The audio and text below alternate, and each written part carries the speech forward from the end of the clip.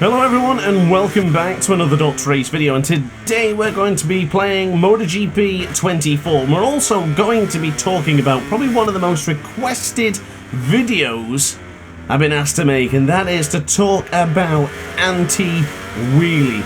A lot of players adapting to MotoGP 24 are having troubles with the wheelie. So today I've decided to include my DualSense controller overlay made by Sergio23, and today I'm going to show you how I can manage the throttle to try and reduce the wheelie as much as it is possible. Now, if you're not sure about the controls or the inputs on my screen on the right hand side, then head over to the description below and you'll see all of my inputs and what those buttons do right there in the description. But let's first and foremost talk a few things about anti-wheelie and the way this video is going to go down. So anti-wheelie is basically what it says. It's going to be there to stop your bike from wheeling when getting upon the acceleration. Now, it's not as simple as you turn anti-wheelie on and you will never wheelie. Unfortunately, you've got to try and manage your inputs with the throttle.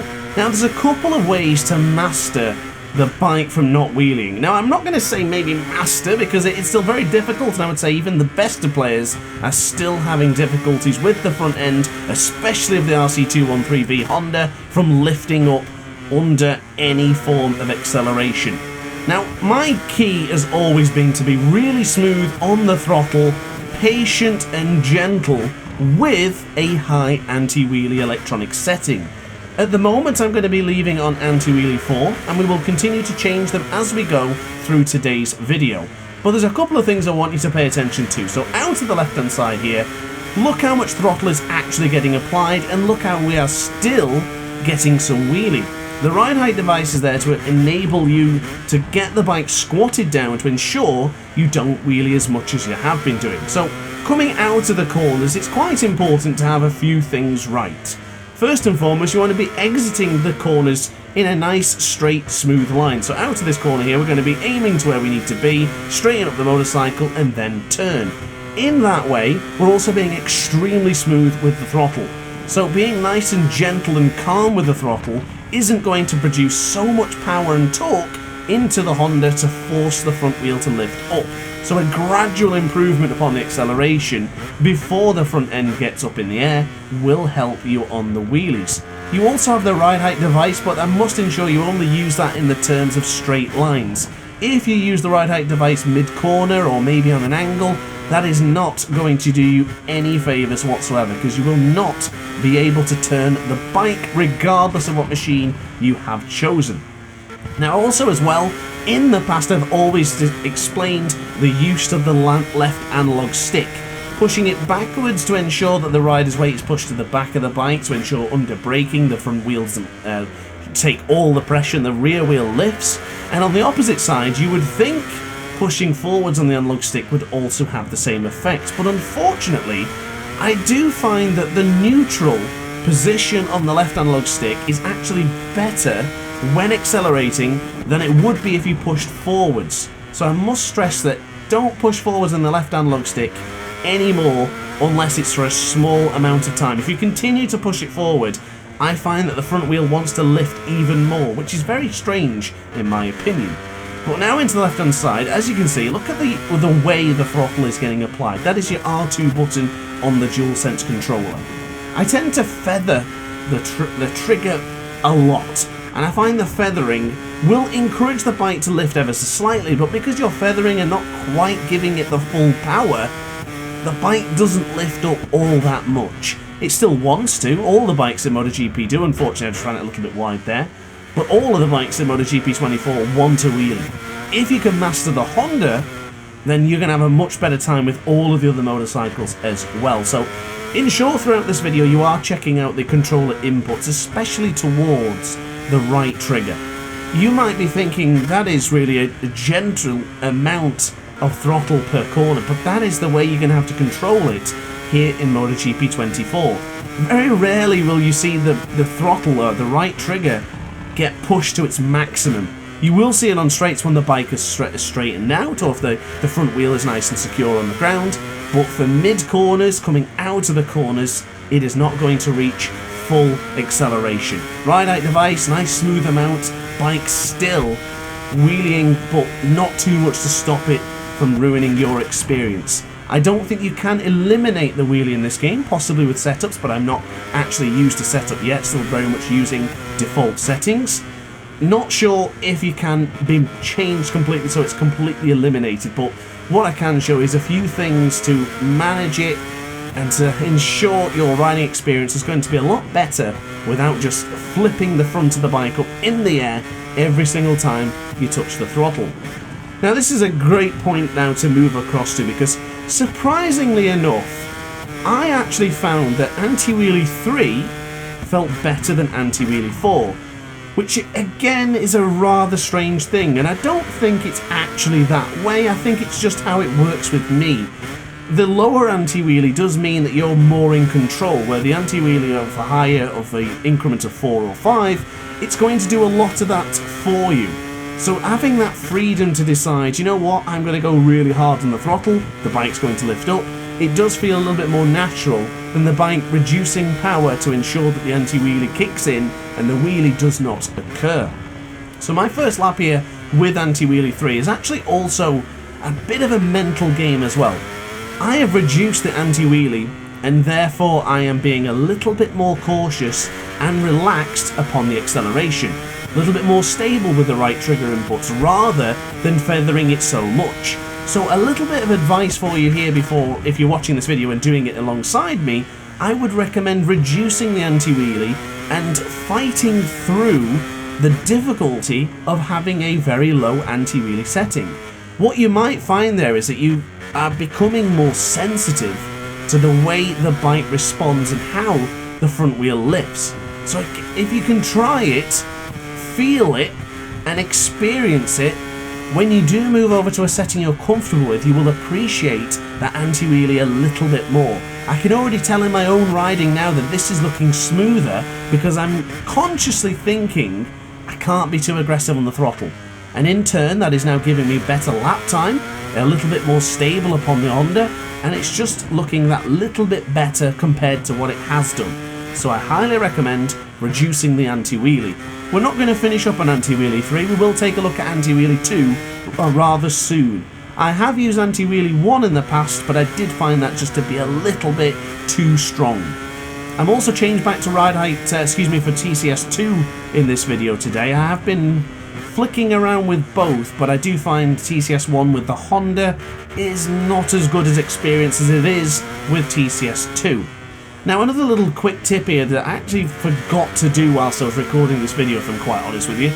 I wasn't upshifting quick enough. Little bit of a key and tip for MotoGP 23 was that the upshifts quickly mid-corners, before corners, were always a little bit stronger. And what I mean by that is like going into some of these corners, I'm downshifting to second, we're in quite a low gear now, so when we get on the power, not too bad, it's quite comfortable. Dropping down to first gear would mean there's so much power into the bike there that it's going to be really difficult to avoid the wheelie. But if you're in a low gear, there's no danger from upshifting higher to ensure the bike doesn't wheelie. So for example, we're going around now into these a couple of corners here, there's no harm in upshifting before the revs reach max. You don't need to max out the revs here like you do on a Moto 3 bike, for instance. Letting the bike run close to the rev limit and then upshifting quickly will keep the bike a little bit more stable. And as I say, I kind of forgot to do this in the video, but I test it later on and it does feel a lot more significant. And I think that now I'm also beginning to do it now as well. I highly recommend upshifting quicker rather than later.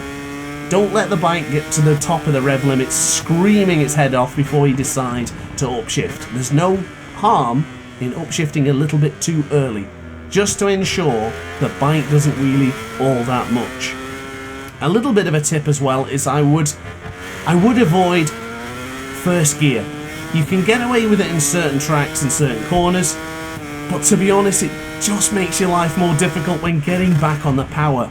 You will lose a little bit of time, unfortunately, but there's nothing you can do about that, as Alex Marquez just completely ruined our first sector there. Goodness me, that is ridiculous. The way he came out that corner is unbelievable. But anyway, I'm getting sidetracked. I've dropped it down to TCS 2 now, so I'm also going to try and experience what it's like at the second option. maybe now it's going to give me that little bit more feeling, and I'll be able to fight it and react to it quicker. Feels a little bit more different. I don't think it's as comfortable as 3, but it still doesn't feel all that bad. Now, letting the bike scream here a little bit is because I'm trying to get closer towards the apex here for this particular braking point. But as I say, keep an eye on your upshifts from now on. I wish I'd done this a little bit earlier, but it is what it is, and unfortunately I'm running out of time to make videos here today, so I'm getting this done to ensure I can have it uploaded and ready for you guys, because I've had a lot of questions about anti-wheelie, so I've got to get this one done sooner rather than later. I'm not going to finish up here with the anti-wheelie. I would definitely like to come back to this, another track, different bike, and I think just spend some more time with the conversation about wheelie and really try and figure out what it is to be the perfect way. This is more a follow-up on from my traction control video and talking about the different methods, and I'm hoping, regardless, I've shown you a couple of things here and you have learned. But it sounds like the end of the video, but it's certainly not. I want to do a couple more laps, and I also want to discuss a few more things about the wheeling and the capabilities of each motorcycle, in the sense that your Ducati, in my opinion, is probably the best bike to not worry about the anti-wheelie. I find the wheelie does work really well. You can manage it. Oh, actually, anti-wheelie 2 you can't manage, apparently. A little bit wacky there going on to the power. But basically, yeah, the Honda is the worst bike in this game for wheelies. It is ridiculous. It wants to wheelie all the time. So if you can work on the Honda, then you will see good results when you move across to the likes of the KTM, the Aprilia, the Yamaha, and even the Ducati. If you want to have a good experience without too much difficulties, I did find the Ducati and the KTM were probably the easiest to ride and fight the wheelie situation. Now this is going to vary on your skill level and the way you play the game. Of course, not everyone plays like me, and not everyone has the same skill level. I might be better, or I might be worse than you are watching this video right now. So try everything, try every bike, try every anti-wheelie setting, and give it your best shot, and just really try to figure out what works best for you and to the difference and understanding each of the anti-wheelie modes. Now I'm on 2, the bike is actually beginning to feel rather solid. Not as comfortable as 3 as I mentioned earlier, but this doesn't feel impossible to handle. I find I'm not going very quickly because I'm spending a lot of time thinking about the wheelie, but the more we build that muscle memory, the more comfortable we become, the easier this is going to be. So I am actually beginning to really get to grips with the Honda now. I don't think I'm going to get top position. I need to find 6/10, so it's going to be quite difficult. But to have a Honda anywhere near the top 10, let alone the top 5, is absolutely brilliant, isn't it? Quick upshift there to 5th gear, breaking down the gearbox into the right-hander, beginning to feel a little bit more confident. So what I am going to do is I'll end this lap. Let's change the tyres, because that front medium has been screaming probably since I started this video, which is about 10 minutes ago, I think. So what we're going to do is head back to the pits, change the tyres, and I think we'll go back to either anti-wheelie 3 or 4. With the Honda at this circuit, I did feel that 3 or possibly 2 were a good enough option to use for this circuit. Goodness me, the front really wanted to go then. So let's get this lap done and let's get some fresh tyres into the left-hand side, nice and tight to the apex, bring on the power, use your ride height device, try and keep the front wheel down, which we do. So a fresh pair of boots, as they say. We've got the hard front on this time with the medium rear. So I'm going to stay on traction control 2, keep the electronics as the same, but we'll keep going for anti-wheelie 3. So now we're back on anti-wheelie 3. I can spot it straight away for you, ladies and gentlemen. I was more aggressive with that throttle than I was when I was using TCS2. Now the problem with that is that just because the anti-wheelie is higher doesn't mean you can treat it disrespectfully. So by not respecting the fact that it's anti-wheelie 3, the bike wheelied and we got caught in a bit of a wheelie going across the start and finish straight. Now into the right hand side for turn 5, we're going to still feather that throttle. It's definitely a bit of a advice I would give to players. It's one of those habits that you can either run or not. I do it all the time, and basically the way I react with the throttle is how the rear tyre spins. So if the rear tyre is feeling like it's losing grip, I reduce and reapply and reduce and reapply. That's basically why I do all the feathering mid-corners. It's not all corners, but it is quite a few. Like this one, for example, into the left-hand side. Should be able to then get the power on and then be a little bit smoother with the throttle after you've reached that point of the bike feeling that little bit more stable. So now into the right hander for turn 14. This is where I want to really start producing the wheelie moments, and what I would say is the corners that you are most likely to wheelie on. So this is a prime example. You're able to keep the bike leaning into the right hand side, avoiding the wheelie. Now into the left, use your ride height device. Still quite eager on the power, and we still wheelied upon the last part. And I would say that's the anti-wheelie, where it's kicking in and then no longer kicking in. So that's why you get that final wheelie. Didn't notice that as much when we used the traction control 2. So maybe that is a benefit of the slightly lower traction control option. Now into the left hand side for turn 4, another wheelie point. We've seen it earlier with TCS2. Again, managing to master it in the first split. So to be honest, ooh, a little bit off the circuit there. That's an invalid lap, unfortunately so. But I will be prepared to do at least a couple more laps to try and give you some more information regarding the anti-wheelie. But as I say, I haven't mastered it yet, and I want to make that perfectly clear, because this video today is more a conversation and talk and a bit of advice about my experiences using the wheelie, the ride height device.